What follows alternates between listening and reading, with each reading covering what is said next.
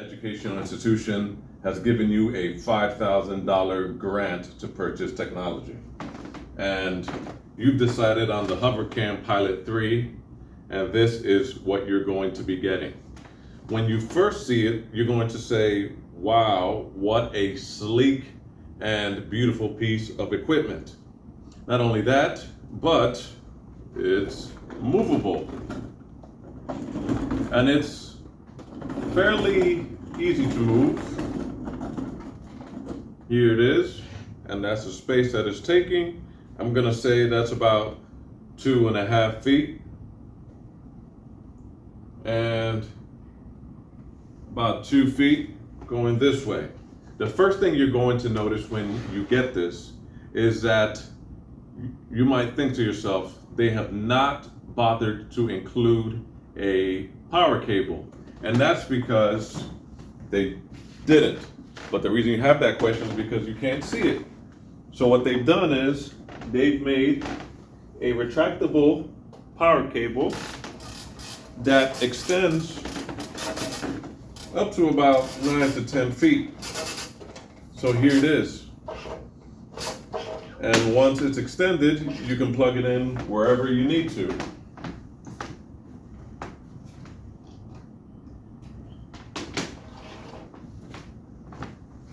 Now that it's plugged in, one thing you want to make sure is that you don't trip over the cable. To make the cable long enough so that if you need to use any other kind of equipment like an extension cord, it will just take a little bit of room. But you also notice that since it is a longer cable, you might not even need to use an extension cord.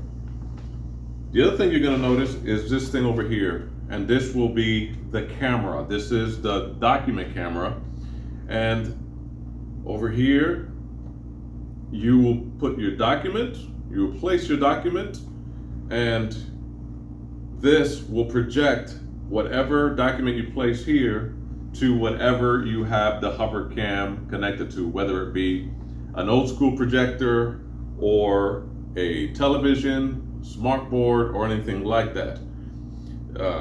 If you have a document and you see that you can't see it correctly, this arm will extend upwards to that height, and then the camera you will tilt down to that position. So now you have a wider canvas to work with. Another thing you're going to notice about this HoverCam Pilot 3 is that it has its antenna over here. It's pretty flexible, and all across this machine you're going to have warning signs that say do not press, and on top it has a reset button. But what this is an antenna. You don't have to worry about pressing the button right now. What you do have to do is make sure that the antenna over here is paired with the receiver that's on a television. So wherever the receiver is on the television, make sure that this face over here is pointing directly at it. So don't put it behind the screen, don't put it behind the wall. Make sure this is facing the screen. And yes, since you can pair this wirelessly, you can move this around. So let's say you have the screen on this side of the room, you can have the HoverCam Pilot 3 all the way on the other side of the room. Another thing you're going to see on this is that it has a tray. Now this tray is optional, but it does come with the HoverCam Pilot 3. You can put your dry erase pencils here. You can, I don't recommend you do it, but you can even put a small cup of coffee in there or tea. You can put paper clips in there. You can just use this to put some of your papers, some of your books, some of your lighter books. It's pretty sturdy, but it does come off.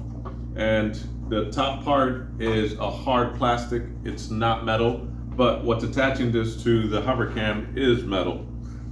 Another thing you're going to notice about this HoverCam Pilot 3 is that you have 2 buttons here, and the first button, the bottom, brings this down, and the other button makes this come up, so it adjusts to your height, to the speaker height, to the presenter height. And the other thing that you're going to see on here, the buttons at the top, will enable it to tilt to your desired level. Now, the other thing, as far as being glossy and shiny, it does take up a lot of fingerprints because you are touching it every so often. And if you want to avoid that, what you can invest in, you can get a smart pen that you can use to move about the screen without placing your fingerprints there. Or if you're a visiting teacher or a lecturer in a classroom and you don't want to leave your fingerprint or perhaps share your germs with the other teacher or the students that might be touching this, which you probably should not if they're very young students, unless you teach them how to use it before. People need to learn how to use things. Don't just keep them away from things. Make sure they learn the safety of whatever they're using and how to use it properly. So you can use a smart pen on this with a small felt tip pen. You can also invest in an external mouse that you can use to maneuver about the screen, so you won't have to be touching the screen and leaving fingerprints. This is all in the name of cleanliness and efficiency. But you will always also notice that it does have its own keyboard here in the front, and it's attached. It's a hidden compartment, and there's a keyboard. And it also has a trackpad, a mouse pad that has the 2 mouse buttons over here, left and right clicks. And on the older models, these keyboards came very secure to this tray. But in the newer models, like the Pilot 3, it should have a removable keyboard. Why is this important? Because in case the keyboard goes bad, you don't have to damage the machine trying to take it off, which was so hard on the original one that you had to damage the keyboard almost to take it off because the adhesive was so hard. So with this one, you'll see it has an indentation for you to bring the keyboard up, and you can take it out.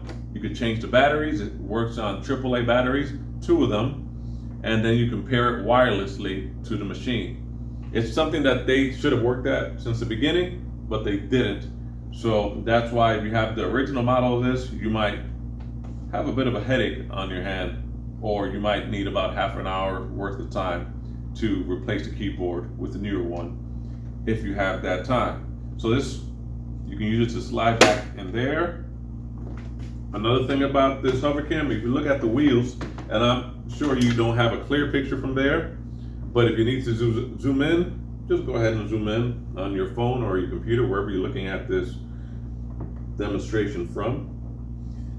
It has wheel locks, so in case you want to have it stationary and you don't want it moving about, you can lock the wheels.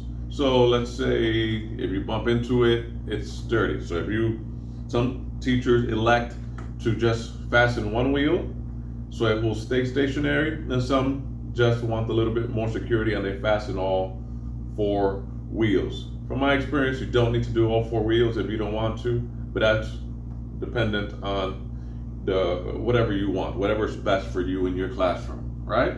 Every teacher knows whatever works in their classroom is what works for them. And another thing you want to notice about this is on the side panel over here.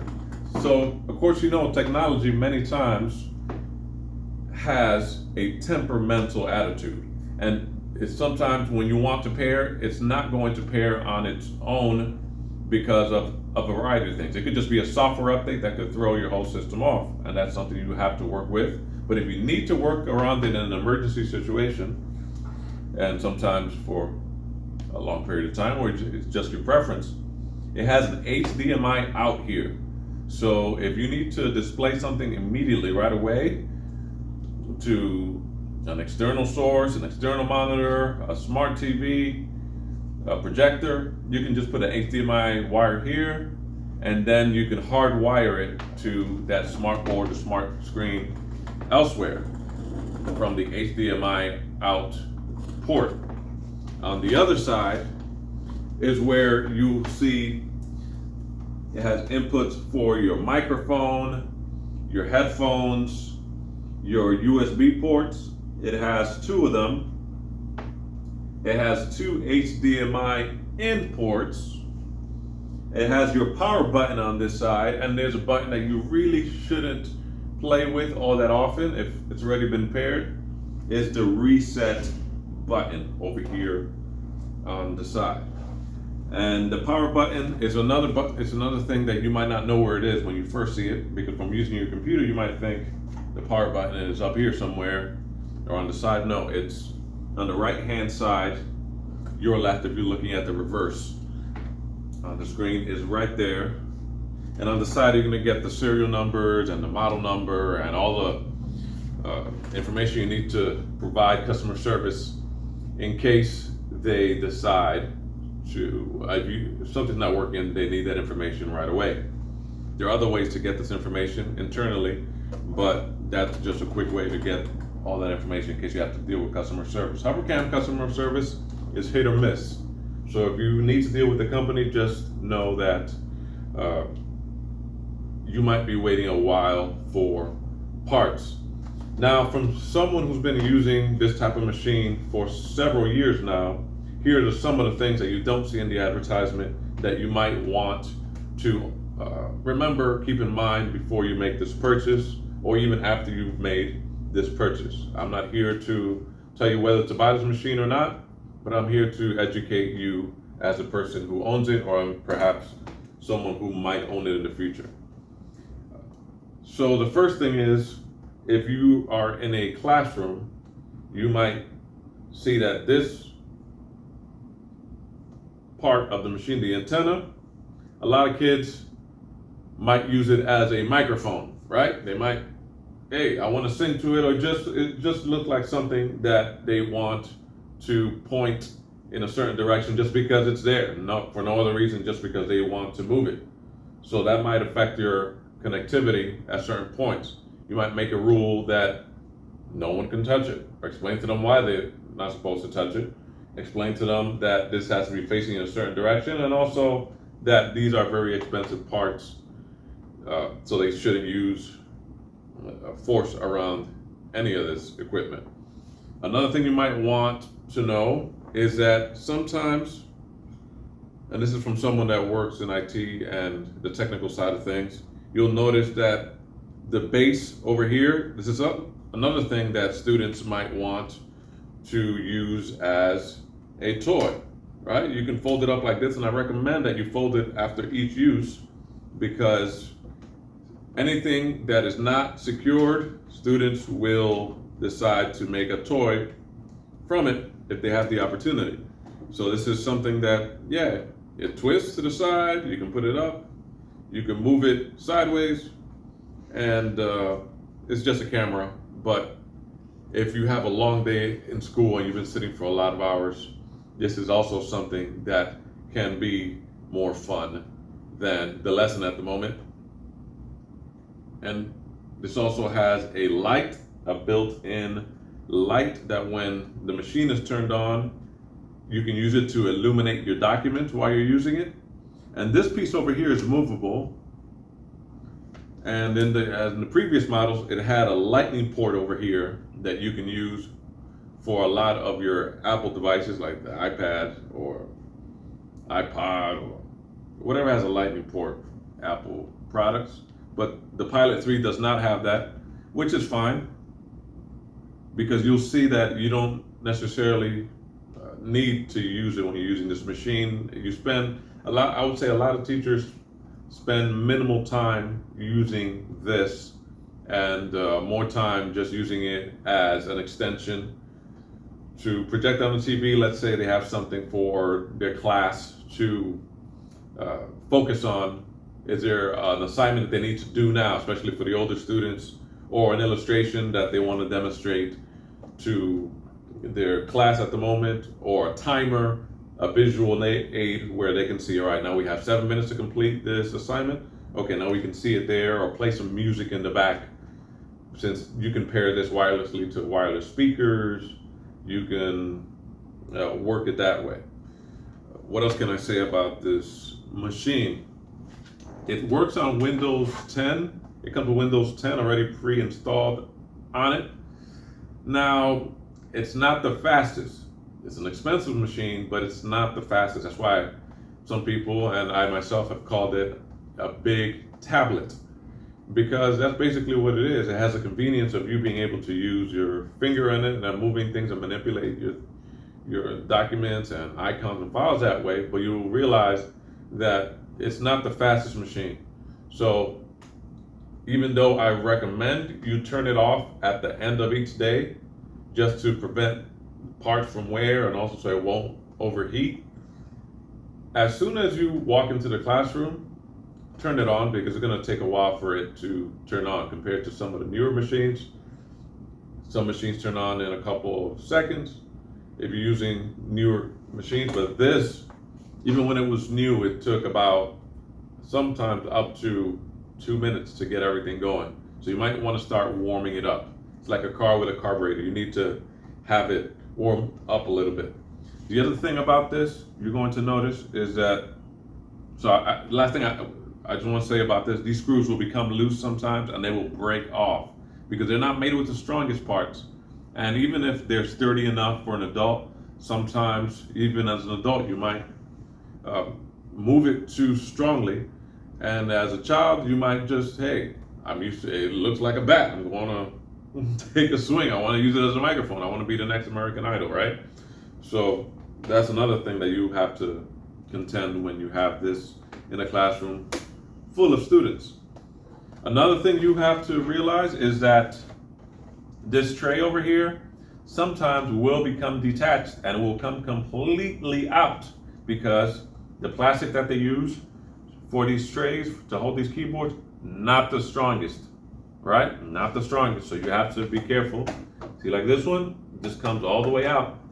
And then you have to keep it in and not slide it all the way out so it hits the ground. So that will be there.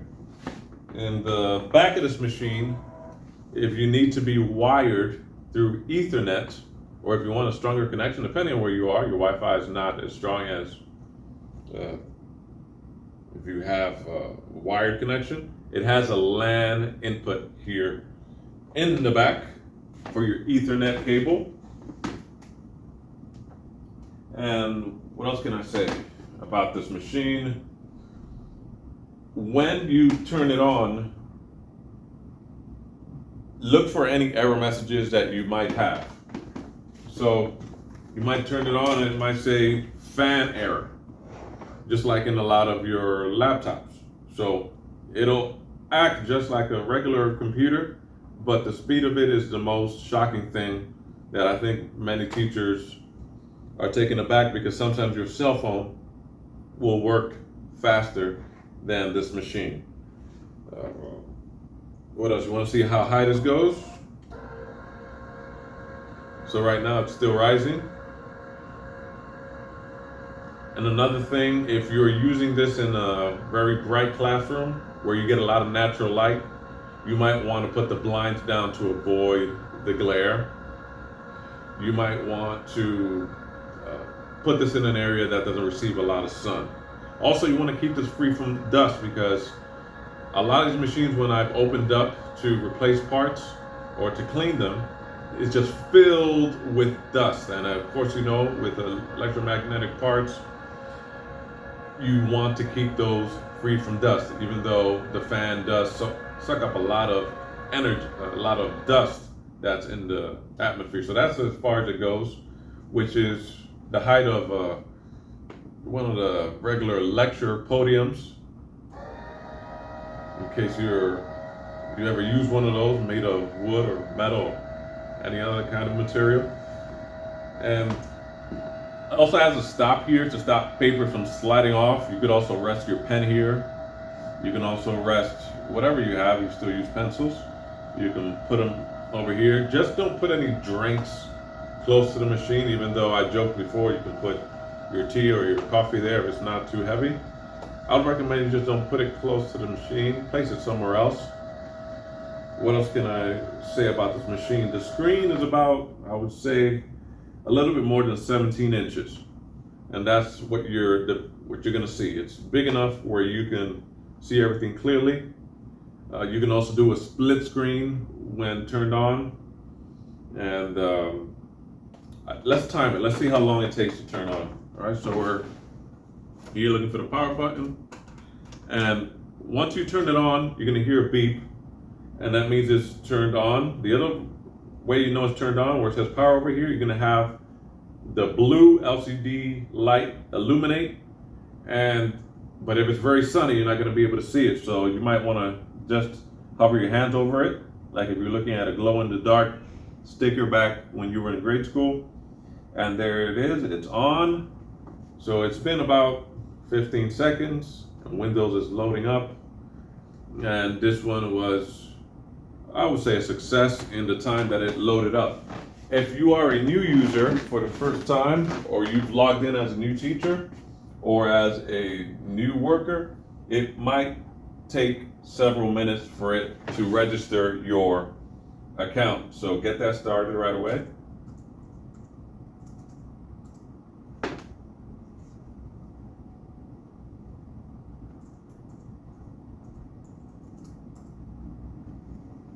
And it's starting, and there you have it. Right now you see the Windows